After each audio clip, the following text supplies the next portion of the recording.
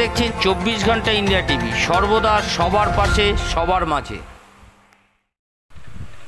ক্যামাক স্ট্রিটের অভিষেক বন্দ্যোপাধ্যায়ের অফিসে বেসমেন্টে হঠাৎ ধোঁয়া, সঙ্গে সঙ্গে খবর দেওয়া হয় দমকল বাহিনীকে। ঘটনাস্থলে আসেন দমকলের একটি ইঞ্জিন, সার্চিং অপারেশন চালাচ্ছে দমকলের কর্মীরা। আদৌ ভেতরে কোনো অগ্নিসংযোগ বা কোনো ঘটনা ঘটেছে কিনা তা খতিয়ে দেখছে দমকলের আধিকারিকরা ও পুলিশ কর্তারা। এলাকায় যথেষ্ট চাঞ্চল্য ছড়িয়ে পড়ে। 24 ঘন্টা ইন্ডিয়া টিভির প্রতিনিধির বিশেষ প্রতিবেদন।